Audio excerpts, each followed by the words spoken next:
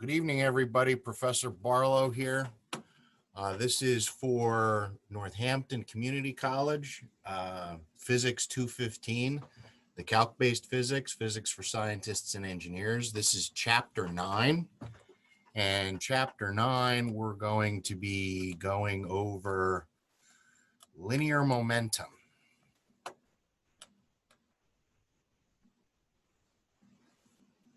Okay. So the topics that we're going to go over in Unit 9 are momentum and its relationship to force. We're going to go over conservation of momentum, collision and impulse, conservation of energy, conservation of momentum in collisions, elastic collisions in one dimension, and we're going to go over inelastic collisions in 2 or 3 dimensions. And then we're going to go over center of mass and how center of mass relates to translational motion. The section on systems of variable mass and rocket propulsion, we are going to skip that, okay? So the first thing we're going to talk about is momentum and its relationship to force. Now, to calculate momentum, the text and the PowerPoint all use this lowercase script p.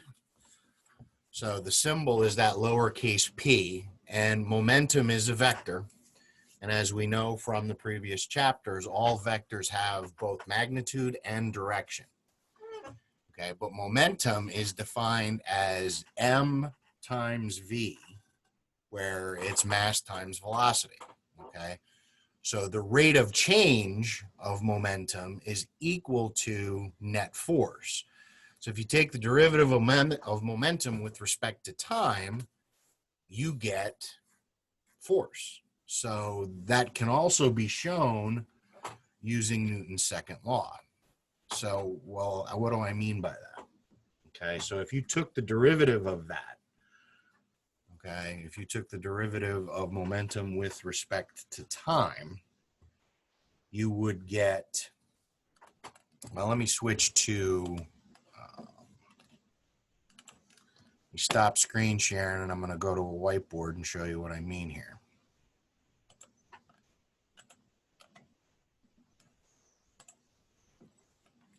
So the equation from the previous slide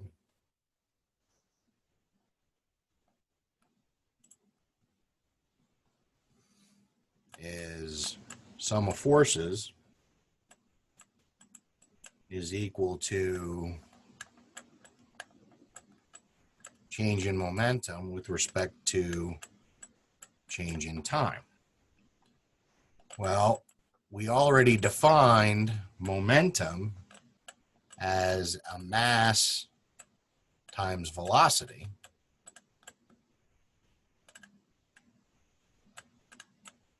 So I'm just substituting this in for this P.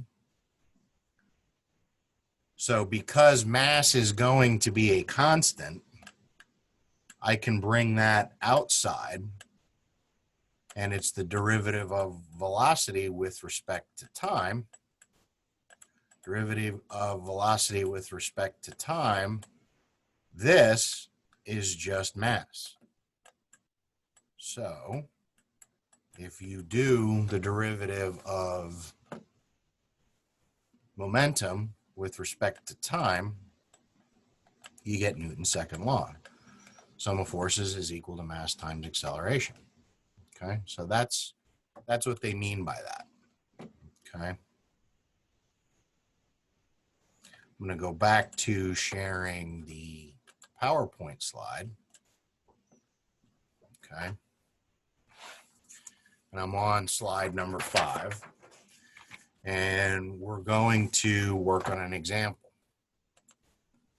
So for a tennis player, they want us to figure out force of a tennis serve. So for a top tennis player, the ball can leave the racket for the serve at a speed of 55 meters per second, which is almost 120 miles an hour. Okay. If the mass of the ball is 0.06 kilograms. Okay. Now be careful on a test. It's very easy for me to substitute in units like grams, and the onus is on you to know to convert it to kilograms, or to give you kilometers or miles per hour and know that you have to convert that to meters per second, right? And the racket is in contact with the ball for 4 milliseconds, which is 4 times 10 to the minus third seconds. Okay. They want us to estimate the average force on the ball, and would this force be large enough to lift a 60 kilogram person? Okay. Well, let's take a look at it. All right. I'm going to stop sharing my slideshow, and I'm going to start sharing my whiteboard. Okay, so I'm going to clear that. And average force can be defined as change in momentum over change in time. Well, change in momentum, like with anything that we've been looking at so far, mass times, we'll call it V2, minus mass times V1, or V initial, over change in time. So again, momentum, linear momentum, is just mass times velocity. Okay. Well, this thing is starting from rest, so its initial velocity is 0. The book was kind enough to tell us everything in the units that we need. So 0.06 kilograms. And this is 55 meters per second. Okay.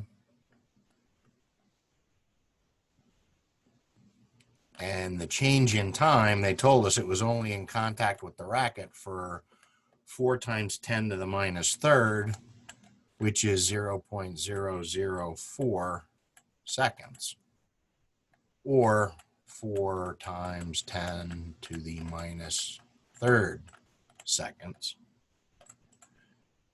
So our average force is equal to 825 newtons. Okay. They want us to know, is that large enough to lift a 60 kilogram person? Well, how do we convert the 60 kilograms into a weight or into a newtons, right? Weight is equal to mass times gravity, right? So a 60 kilogram person times 9.8 is 588 newtons. So the answer is kind of surprising that yes, it could, the force alone. Now the tennis ball isn't going to lift you off your feet necessarily. So I'm going to stop screen sharing that, and I'm going to go back to PowerPoint. And before I do the next example, I'm going to press pause for a minute, and I'm going to come back to this. So I'll pick right back up here where I left off.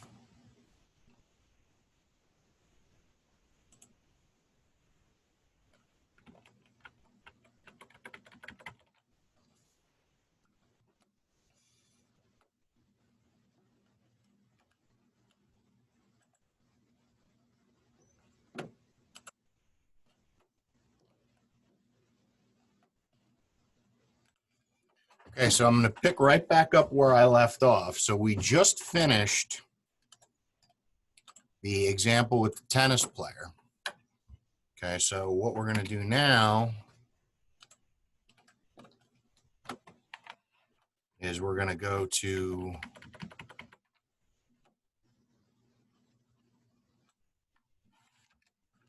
next example, which is washing a car. So water leaves a hose at a rate of 1.5 kilograms per second, okay, with a speed of 20 meters per second, okay, and is aimed at the side of a car, which is sitting still. That is, we ignore any splashing back, okay.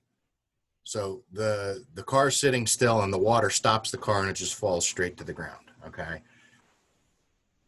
What is the force exerted by the water on the car? Okay, well, I'm going to stop screen sharing and we're going to set this up. I'm going to stop sharing the PowerPoint slide. And I am going to start sharing my whiteboard.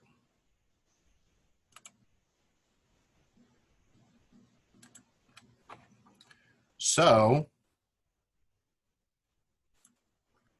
we know that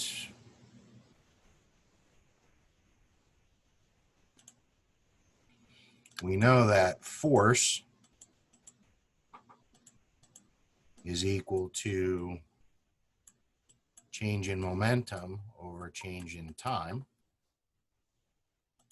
And we know change in momentum is our final momentum minus our initial momentum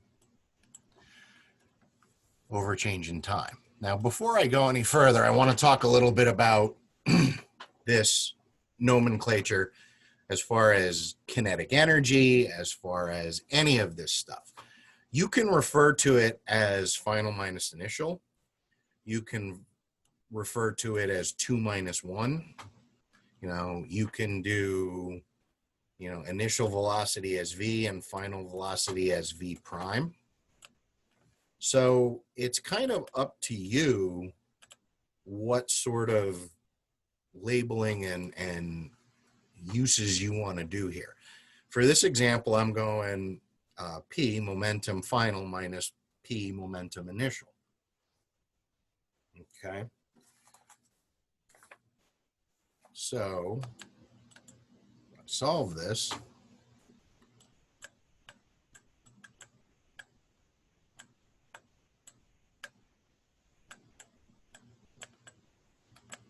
One and a half kilograms of water per second. So for every second. And we have 20 meters per second. So this is my initial. Okay. But final, it hits the car and it just falls to the ground. So my final momentum is going to be 0. So subtract it, and our change in time, we'll just look at an instant in time. We'll just look at 1 second, okay? Negative 30 newtons is what you get if you do this algebra. So what does the negative sign indicate? Well, the negative sign indicates that the force exerted on the water by the car. So the water is coming out and the car is the water's hitting the car. So the negative sign is indicating that equal and opposite pushback from the car. So the answer is 30 newtons. Okay.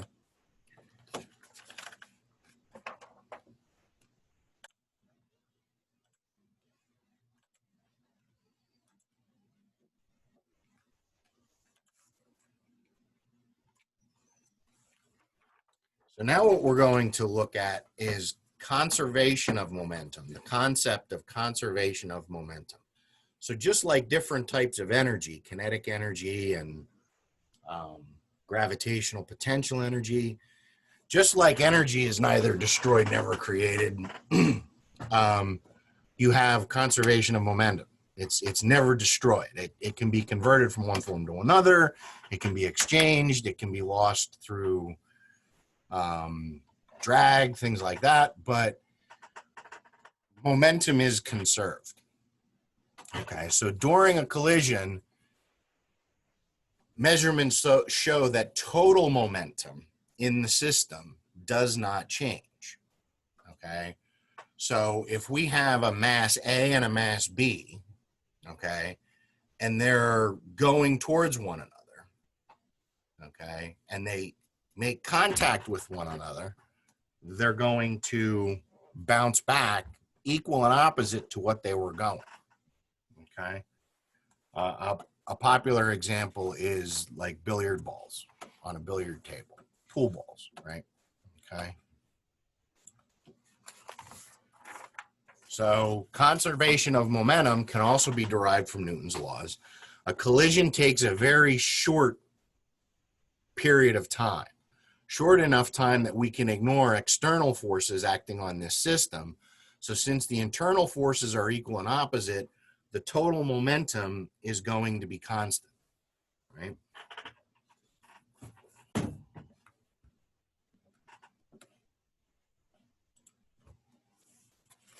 So if you have more than two objects, so if you have a summation of a whole bunch of different objects, M1, M2, M3, all the way out to Mi, right?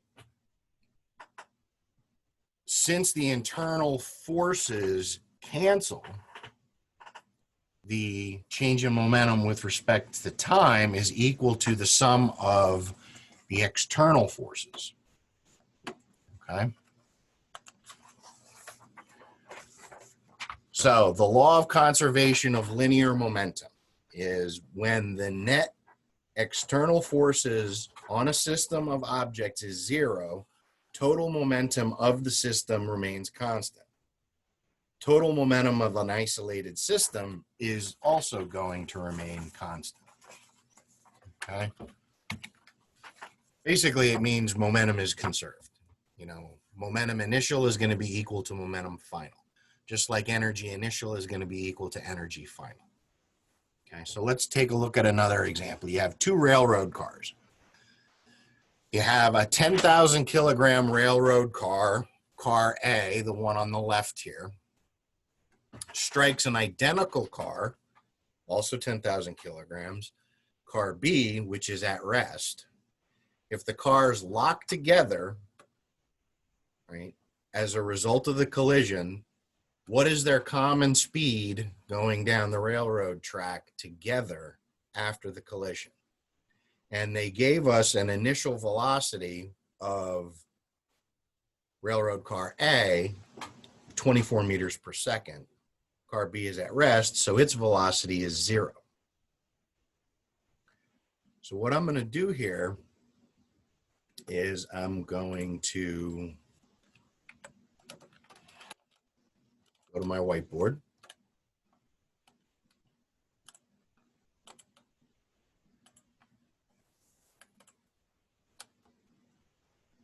I'm going to clear this, and we're going to look at the momentum of the railroad cars before and after the collision.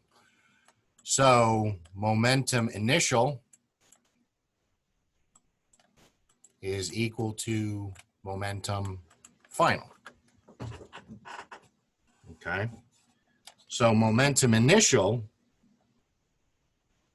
so for this side of the equation, you have the mass of railroad car A times the velocity of railroad car A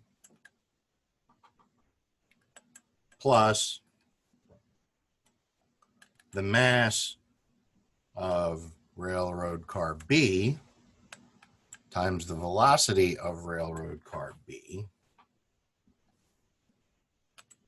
is going to be equal to, they're going to have a common velocity at the end. So if they're going down the track together, you can say that, you know, they're connected. So their masses are going to be added together times some final velocity. Okay. Now, when you have two different objects, you can say mass A initial, mass A final. You can use the prime symbol for your final. Again, whatever type of convention you want to do that you're able to keep the accounting of this straight, these objects are going to have an initial velocity and a final velocity.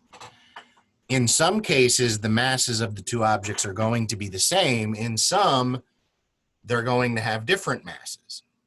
Okay, so you need a way to sort of account for this object has this velocity, this object has this velocity, but at the end, you know, are they going to have a common velocity? In this case, yes. Okay, or are they going to be two billiard balls shooting off at different speeds? And we'll get to that.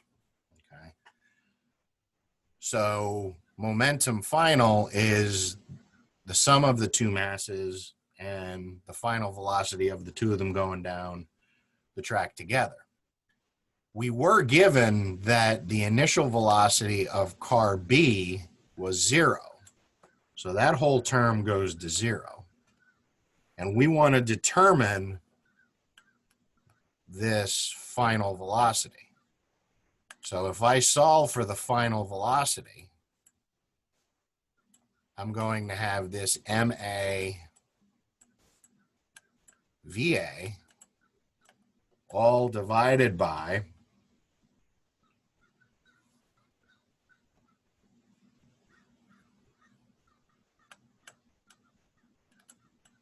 MA plus MB. Okay. So MAVA, the mass of A is 10,000 kilograms. And again, as you're doing these problems, be aware and be careful of what units you're working in. It just so happens that in this example, they're giving us kilograms and meters per second. You want to be working with momentum, you want to be working in units of kilograms for the mass and in units of meters per second for the velocity.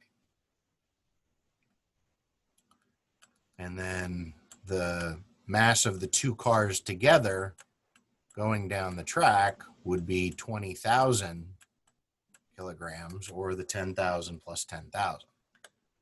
Now, if you were to do this, you should get 12 meters per second as your final answer. Well, does this make sense, 12 meters per second? Well, take a look at the picture again.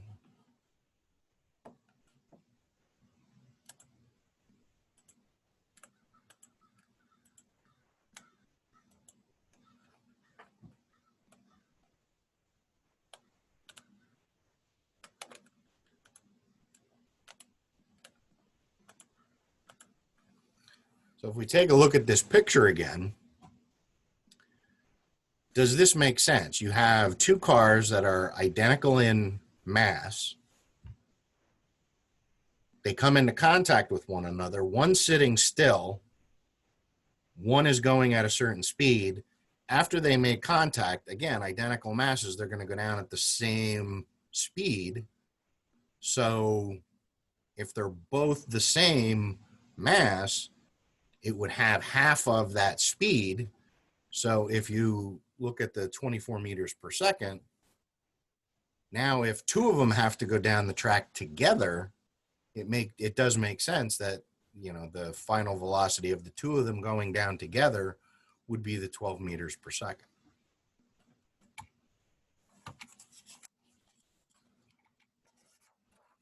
Okay, so conservation of momentum works for rockets as long as we consider the rocket and its fuel to be one system and account for the mass loss in the rocket. So in the top picture, okay, you have a rocket that contains fuel at rest in some reference frame. Say it's out in space, okay? In B, the lower sketch, okay, the same reference frame, you fire the rocket, gases are expelled out the back of the rocket, but the total momentum, right, gas plus the rocket, is going to remain 0. That's how rockets are able to propel themselves in space. They're not pushing off against anything, right? It's It's a summation of that momentum. The reason it goes forward is because of the gases being expelled out the back of the rocket. Let's take a look at a recoil on a rifle. So you have they want us to calculate the recoil velocity of a rifle that weighs 5 kilograms and it shoots a bullet that weighs 0.02 kilograms at a speed of 620 meters per second. So before shooting, okay, everything is at rest, the rifle and the bullet. After shooting, after we pull the trigger, the bullet is going to come out the barrel at a velocity and it's going to have a momentum. The rifle is also going to have a velocity, but it's going to be in the other direction. Now, it weighs substantially more than the bullet does, okay? And the momentum is going to be opposite of the way the bullet's going, okay? So this is sort of our sketch.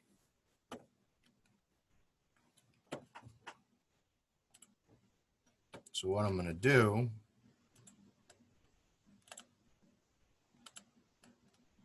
bring up my whiteboard.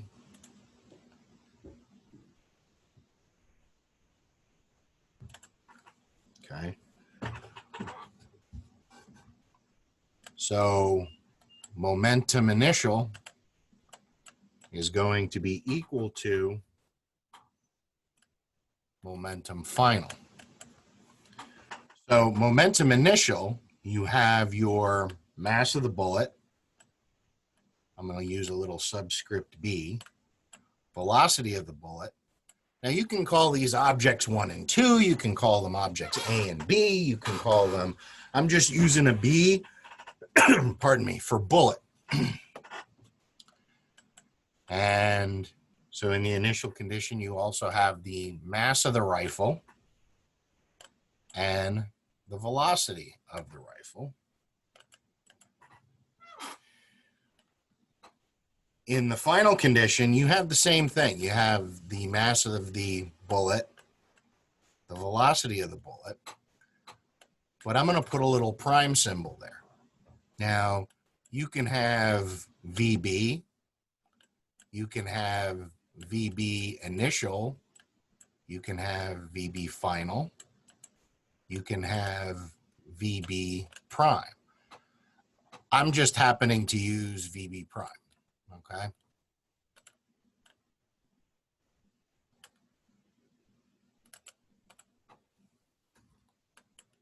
Plus the mass of the rifle times the velocity of the rifle after it's fired. So I'm using prime. You can use initial and final.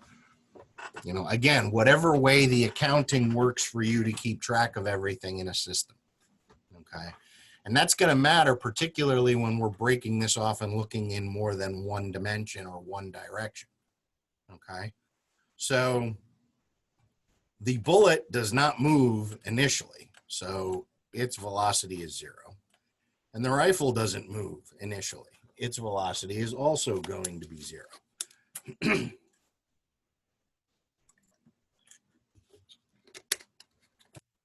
So we're left with 0 MB VB prime plus MR VR prime. So the mass of the bullet and the velocity of the bullet after it's fired, and the mass of the rifle and the velocity of the rifle after it's fired. They asked us in the problem to determine the rifle's recoil velocity. At any point in time, you can plug the numbers in. I mean, it's sort of a personal preference as to how you want to do the algebra. This isn't an algebra class.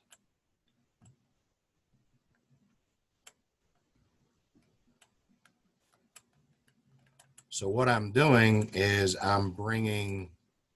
I'm solving for this, I'm bringing this over to the other side. So that's where I'm getting the negative sign. And to get this by itself, I have to divide by the mass of the rifle. They gave us all this information.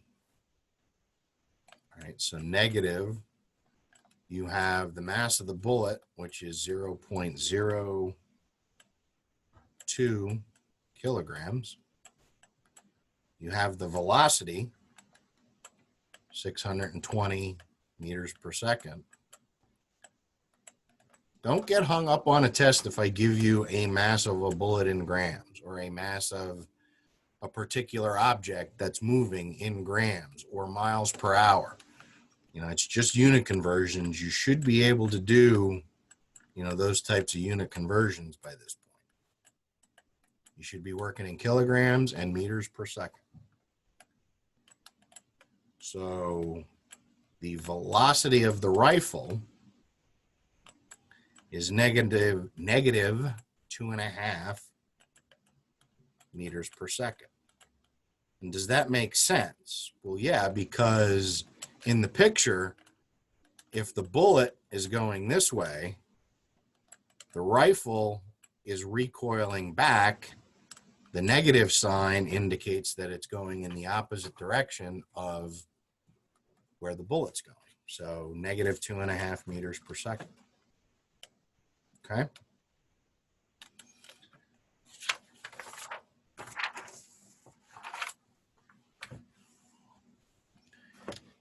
The next thing we're going to look at is a conceptual example.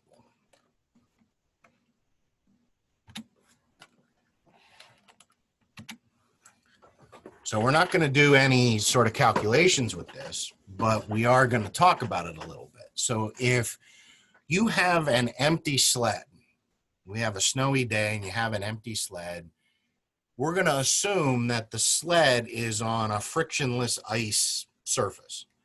And Susan drops vertically from a tree limb down onto the sled. When she lands onto the sled, they want to know, is the sled going to speed up, slow down, or stay at the same speed? Well, Susan is adding her weight to the weight of the sled. So it's a very similar example to the railroad car example. So you would expect the sled to slow down. They also want us to look at if Susan falls sideways off the sled, when she drops off, does the sled speed up, slow down, or stay the same speed? Well, they're both going along right when she drops off the sled. The instant she drops off the sled is going to be going at the same speed, and so is she. They both have that same momentum. Now, once she hits the ice, she's going to slow down. But when she falls out of the sled, they're both going to have that same speed. Okay? So the sled isn't going to speed up. She leaves the sled. They both are going at the same speed, but you know, it won't be until she makes contact with the ground that she starts slowing down. So we have collision and impulse. During a collision, objects are deformed. So that could be a car accident. That could be, in this example, a tennis ball and a tennis racket. You can see in the picture here how the tennis ball is deforming. Okay. So you have force is equal to change in momentum per change in time. We can rewrite this, you know, by getting change in momentum by itself. Solving for change in momentum, you have the forces is equal to change in time. If you do the integral of this, so from this initial time to the final time, you have your force times change in time.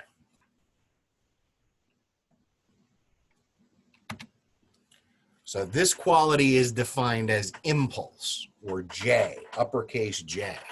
Not J as in joules, but J as in impulse, okay? Impulse is equal to change in momentum. So change in momentum. So final momentum minus initial momentum over some time frame. Okay, that is what collision and impulse are.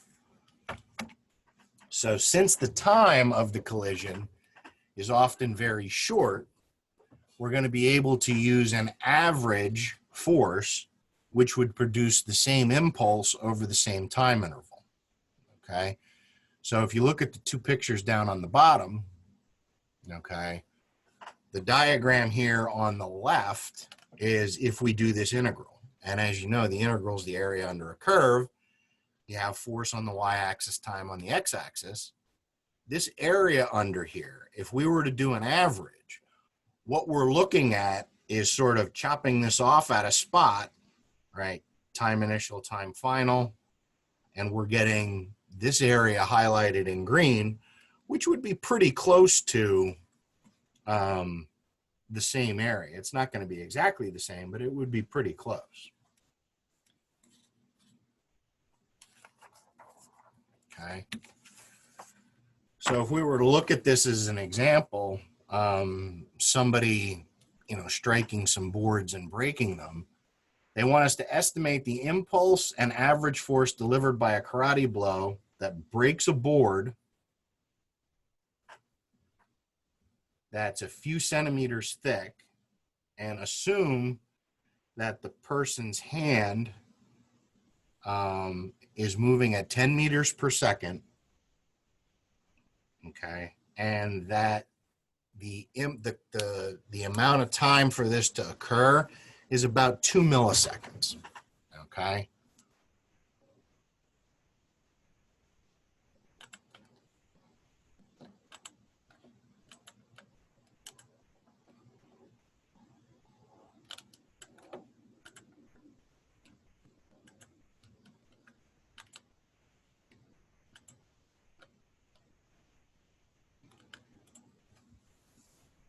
So our average force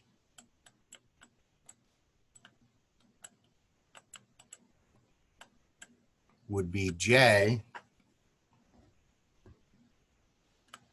divided by change in time, okay? We're going to assume that the person's hand and arm is about 1 kilogram, okay? So you have your 10 meters per second, you have 1 kilogram, and we're assuming that this is occurring over 2 milliseconds. Okay, so the average force here would be 5,000 newtons, which is what is causing the boards to break. Okay.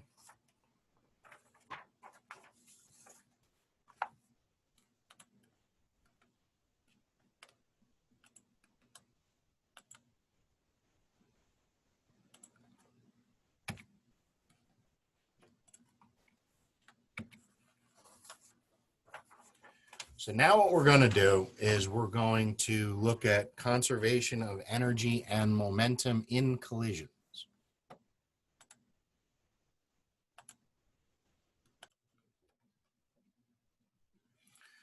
Okay, let's pick back up where we left off.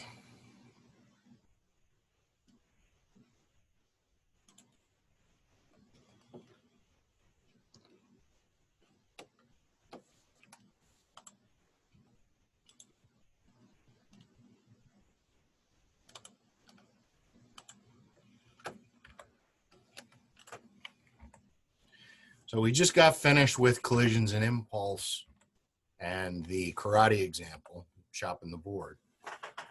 Let's talk about conservation of energy and momentum in collisions. And particularly, we're going to talk about two different types of collisions. We're going to talk about elastic collisions and inelastic collisions. Any type of collision, no matter what it is, momentum is going to be conserved, no matter what. That's a rule. collisions in which kinetic energy is conserved, if kinetic energy is conserved before and after, it is considered an elastic collision. Okay. Think about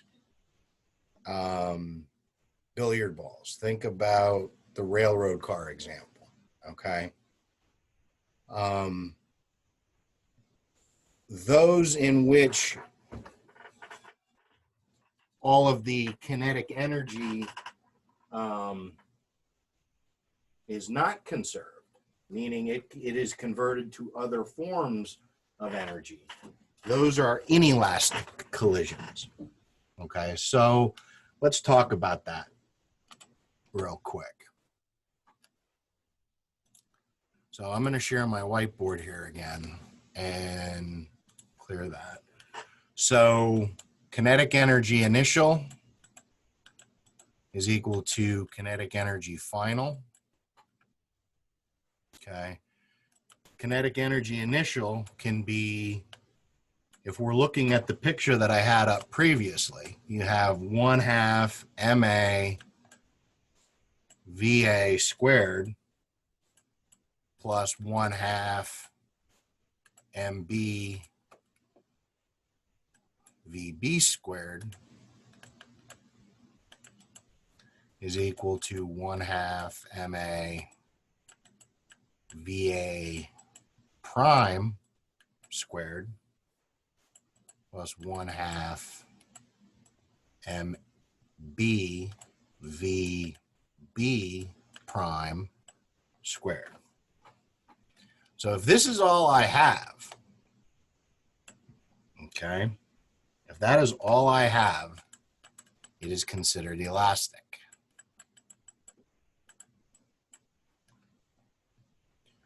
So this is the same thing as saying kinetic energy of A plus kinetic energy of B is equal to the kinetic energy of A prime, or after the collision, kinetic energy B prime after the collision.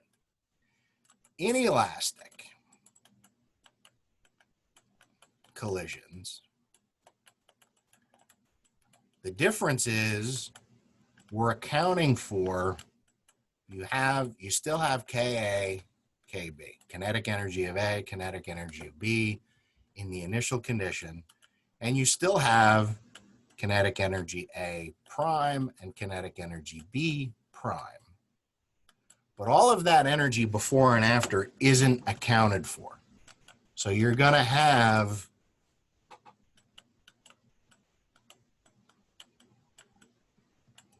thermal energy losses. So the heat transfer, so friction. So thermal / friction. You know, the metal between the railroad cars and the rail, the metal gets hot, okay? Fancy engineering word here for you. Plastic deformation. What does that mean? Well, all that basically means is you done broke it. Okay, plastic deformation is you take a piece of metal or plastic or whatever and you bend it and it stays bent. Okay, car accident, the bumper. If the bumper's bent in, that's considered plastic deformation. So if you have this out here, something else going on with the energy is accounted for someplace else, either in friction, in thermal, in plastic deformation, you're breaking something, then it is considered an inelastic collision. Okay? So I'm going to stop sharing that. Come back over here. I'm going to go back to our PowerPoint. Okay. And we're going to look at this example. Elastic collisions in one dimension. So we're going to look at inelastic collisions first. So here we have two objects colliding elastically in one dimension. We know their masses and we know their initial speeds. Since both momentum and kinetic energy, so momentum was last chapter, momentum is going to be conserved. Or I'm sorry, momentum is this chapter, I apologize. Kinetic energy was last chapter. Kinetic energy is going to be conserved, but so is momentum. So both kinetic energy and momentum are conserved. We can write two equations for this, hence we can solve for two unknowns, right? We have two equations now, kinetic energy and momentum. We can write two equations, and that is going to allow us to solve for two unknown final speeds. Two equations, two unknowns, okay? So now what I'm going to do is I'm going to stop sharing my screen. So you have this MA, VA, MB, VB. And then in the final condition, MA and MB are both going to be moving at different speeds than what they started with. Okay. So I'm going to stop screen sharing that. And what I am going to start doing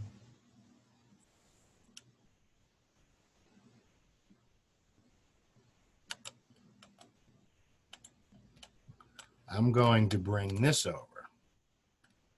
So what I've got here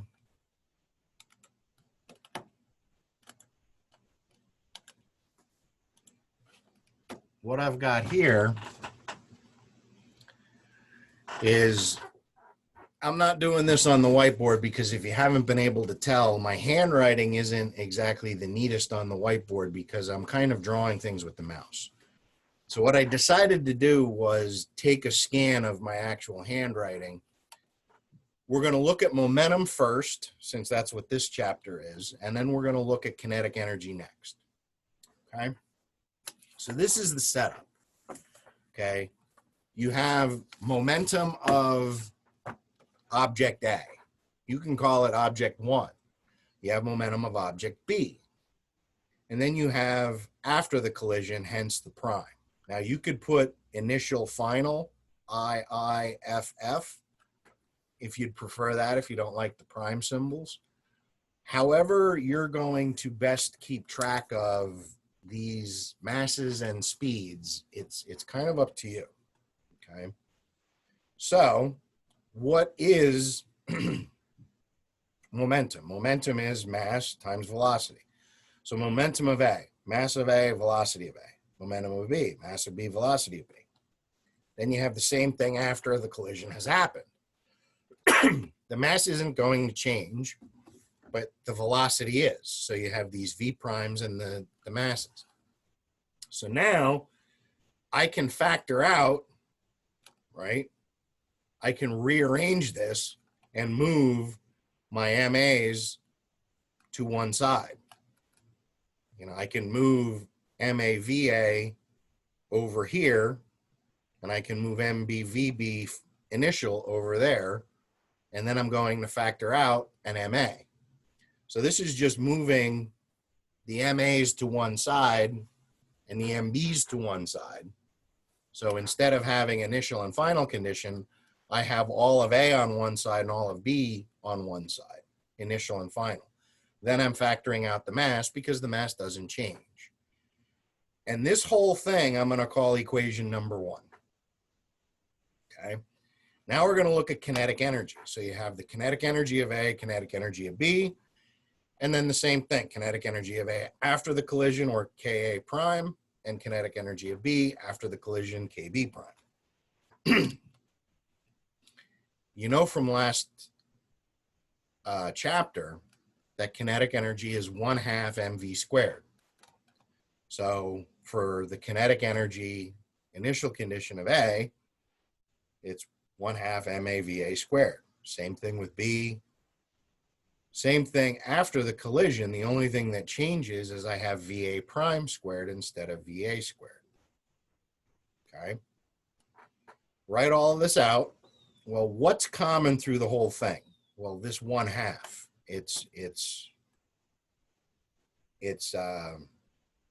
at each item in this equation, right? So we can factor it out and it cancels from one side to the other. So I drop the 1/2 and I'm left with this. I can do the same thing I did up above here and get the MAs. So this is the initial condition and final condition. I can rearrange this to get MAs and MBs together so I can factor out the MA and the MB. Okay, so I do that. I have MA VA squared minus MA prime squared, MB VB prime squared minus VB squared. Okay, from algebra, I know that A minus B times A plus B is equal to A squared minus B squared. So what I'm doing is I'm using this algebraic property and I'm expanding this VA squared minus VA prime squared to be this. And I'm expanding this using the same thing. Now this whole mess I'm going to call equation number 2. If I take equation number 1 and divide it by equation number 2 and rearrange this whole thing, right? Or I'm sorry, I'm taking equation 2 and dividing it by equation 1. Ignore that. This should be flipped. So here's my equation 2 and I'm dividing it by equation number 1. By doing that, I have a lot of things that cancel out, and I'm either left with VA plus VA prime is equal to VB prime plus VB, or VA minus VB is equal to VB prime minus VA prime. Okay?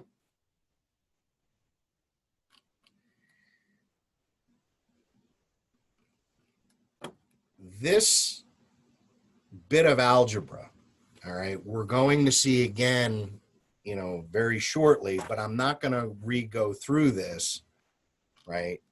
I'm not going to go back through this whole thing again and this whole derivation again. I'm just going to pick back up at these solutions down here, okay? So I'm going to stop sharing that.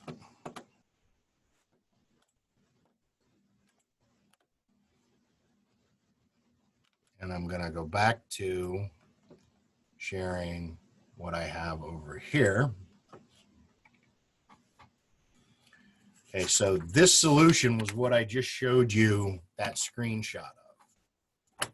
So now let's take a look at collisions in one dimension, equal masses. Okay, so you have two billiard balls, billiard ball A with mass M moving with the speed of VA collides head on with ball B of equal mass. What are the speeds of the two balls after the collision? Assume it's elastic. Assume the collision is elastic. Assume that both balls are moving initially, VA and VB, and then they want us to do ball B is at rest, so VB is equal to 0. All right. So let's do that. And I'm going to do it on the whiteboard. I'm just going to revisit what I did before. So we're going to say that the masses are equal. Okay. Because the masses are equal, if you look back at what we did before,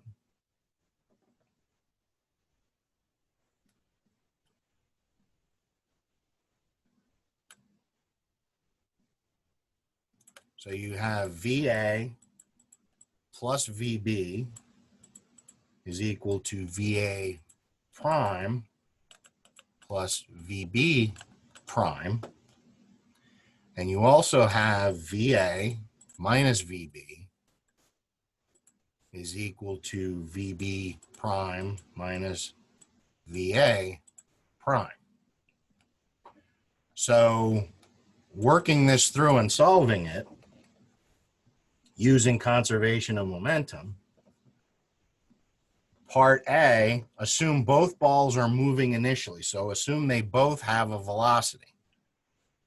So VA prime is going to equal VB after the collision, and VB prime is going to be equal to VA. So essentially, what's happening here is the balls are exchanging velocities.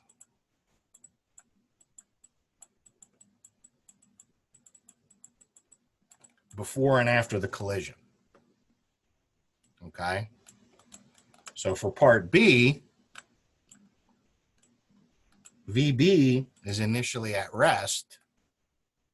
After the collision, VB prime is going to be equal to whatever VA was initially, and then VA prime is going to go to 0. So same thing here. What's happening is these balls are just exchanging velocities. Now, you can go back to that previous example that I showed and plug numbers in there and verify what I'm saying. Right? You can say that, you have two masses of, each one is a kilogram. That's probably not really realistic, and you can plug velocities in to kind of verify this and check what I'm saying here.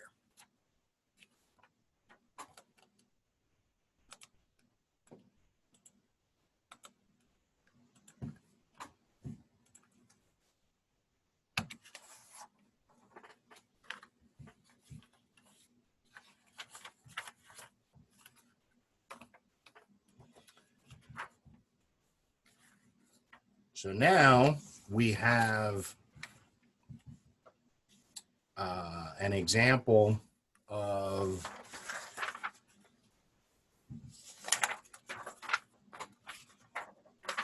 example 9.8. You have unequal masses. The target's at rest. So a very common practical situation is for a moving object, MA, to strike a second object, MB, which we're going to call a target, and its velocity is 0. It's sitting at rest. Assume the objects have unequal masses and that the collision is elastic and occurs along a line, so head on. So they want us to derive equations for VB prime and VA prime in terms of the initial velocity, VA, MA, and the mass of MA and MB. And then for part B, right, they want us to determine the final velocities if the moving object is much more massive and determine the final velocity is much less massive. Okay. All right. So let's take a look at this.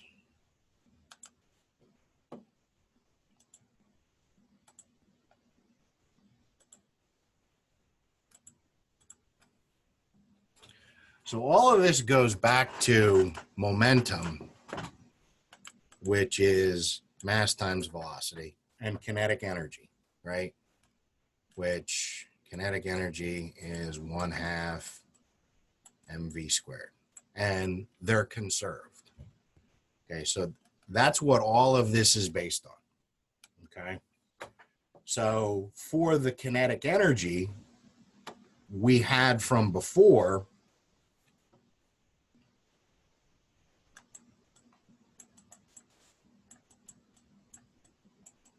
that was that piece of paper that I was showing you, right? So for kinetic energy, we have VA minus VB is equal to VB prime minus VA prime. Okay. But they told us that VB is a target object, it's at rest. right? So you have VA, VB prime minus VA prime. So if I solve for VB prime, I will get VA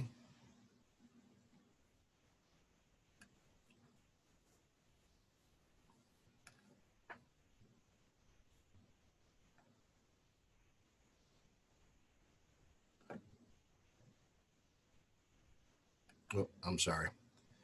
I need to take a step back here.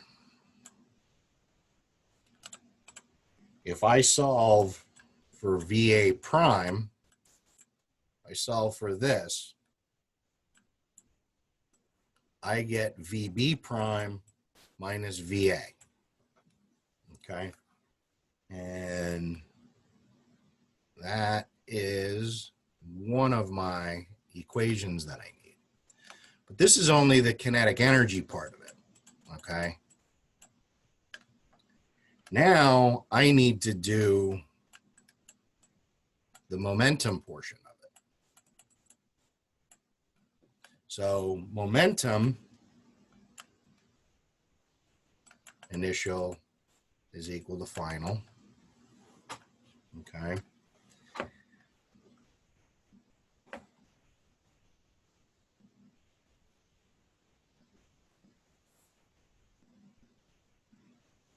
If I have MA VA plus MB VB is equal to MA VA prime plus MB VB prime, we know that the initial velocity of B is 0 because it's our target object and it is at rest. Okay. So what I would be left with, okay, if I were to solve this for MBVB prime, if I were to solve it for this portion right here, okay, I would end up with MBVB prime is equal to MA times the quantity of VA minus VA prime. Now, the reason I'm doing this is so that I can get the MA by itself and factor it out. Okay. Now what I'm going to do is I'm going to take this VA prime here, right, and plug it in down there. Right. If I do that, if I take this and move it down, and I now solve for VB prime. So if I get VB prime, I'm going to get VA times 2 MA divided by MA plus MB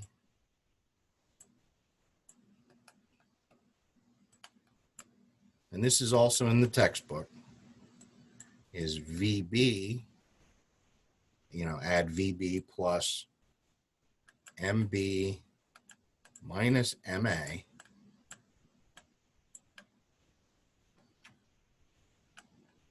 over MA plus MB.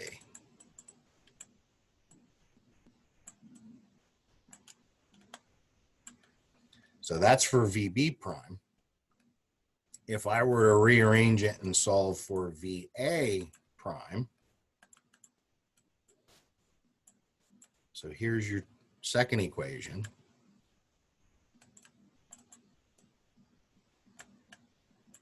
MA minus MB divided by the quantity of MA plus MB plus VB times 2 MB divided by MA plus MB.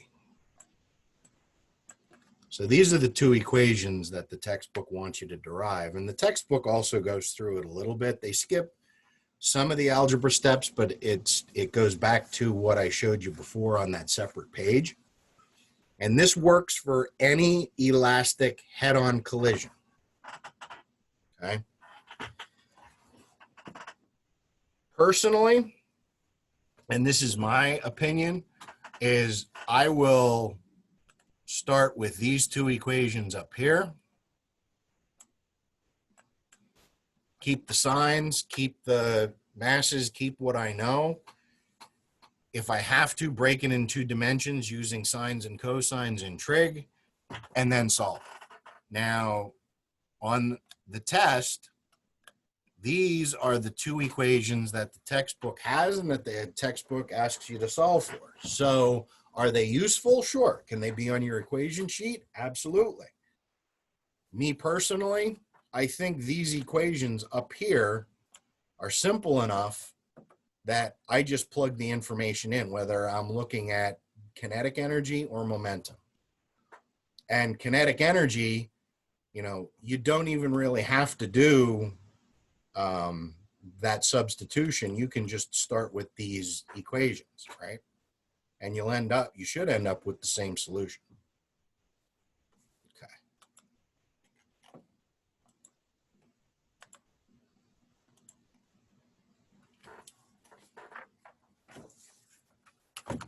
So now the textbook has us go through an actual example with some numbers, okay? So you have a nuclear collision. So you have a proton that has a mass of 1.01 mu, which is unified atomic mass units, traveling with a speed of 3.6 times 10 to the 4th meters per second, and has an elastic head-on collision with a helium nucleus, which is 4 unified atomic mass units, which is initially at rest. What are the velocities of the proton and helium nucleus after the collision?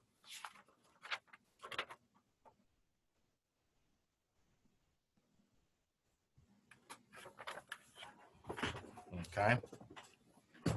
So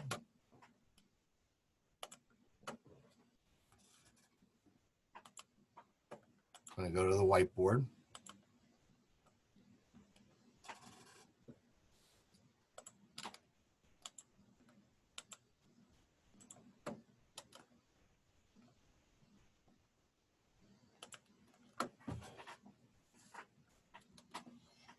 So let's start off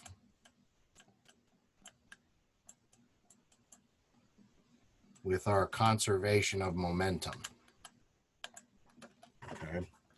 So we have the mass of the proton, the velocity of the proton, plus the mass of the helium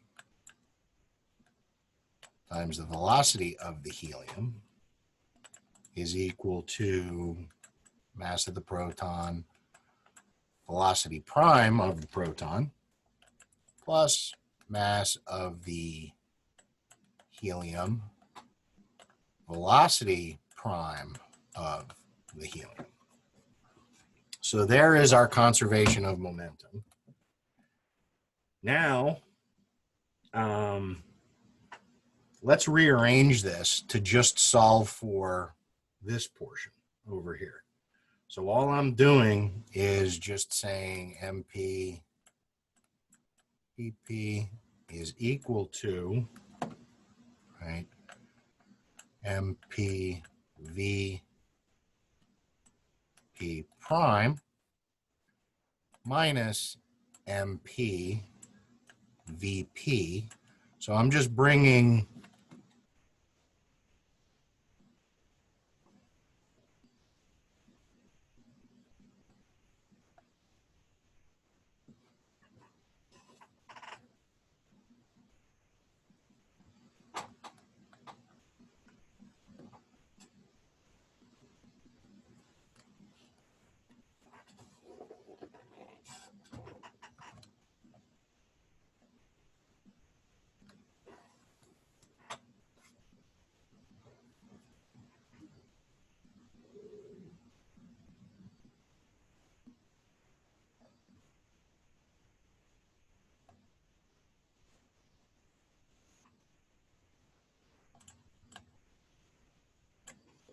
Sorry about that.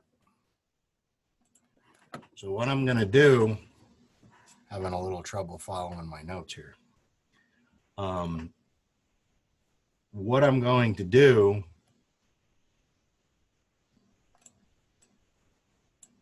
is let's do the setup for the kinetic energy, which the setup for the kinetic energy goes back to, the setup that we had on that initial page. It's going to be the final velocity of the proton is the final velocity of the helium minus the initial velocity of the proton. Okay. Now combining this, what I end up with is mass of the proton, velocity of the proton, is equal to the mass of the helium, velocity of the helium prime, minus mass proton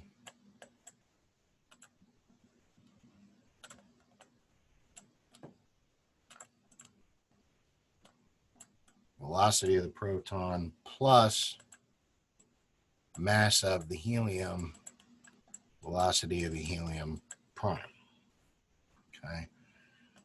So the final velocity of the helium is going to be 2 times mass of the proton, initial velocity of the proton, divided by the mass of the proton plus the mass of the helium, which is equal to 2 times 1.01 mu times, and this is the information that we were given, 3.6 times 10 to the 4th meters per second,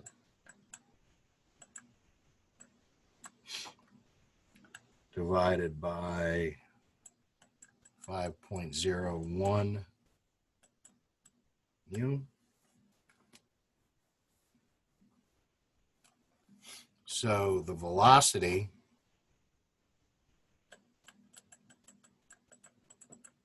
is equal to 1.45 times 10 to the 4th meters per second.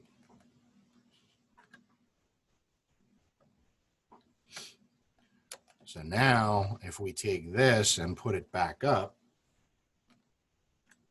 to here, we're going to get the 1.45 meters per second minus the 3.6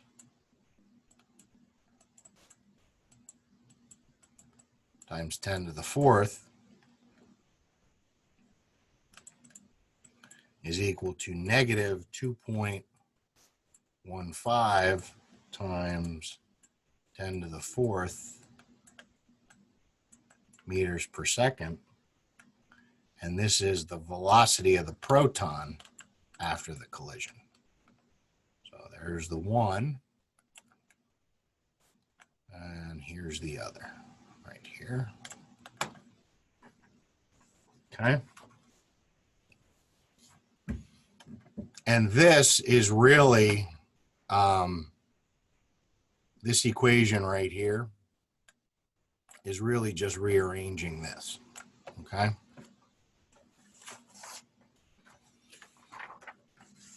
If you have any questions on that, you can also go through the derivation in the book, which is very similar to what I just did. So I'm going to stop sharing for a second, take a look at where we're at time-wise here.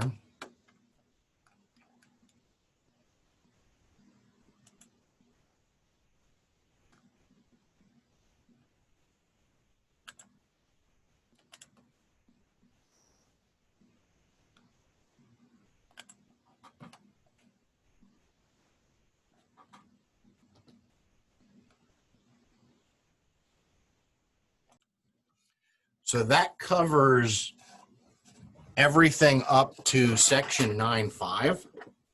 Okay, so that's the first video for chapter 9. The next video for chapter 9 is going to cover section 9.6, which is going to be inelastic collisions. So we covered everything up to and including elastic collisions. So the next video is going to be 9.6 to the end, which is going to be inelastic collisions. Take down your questions and talk to either Professor Miller, Professor Donnie, or myself, depending upon who you have for the semester. And look forward to seeing you guys in the Zoom chats and see if you have any questions about this. We'll talk to you soon, and we'll get started on the second video for chapter 9. So have a good day.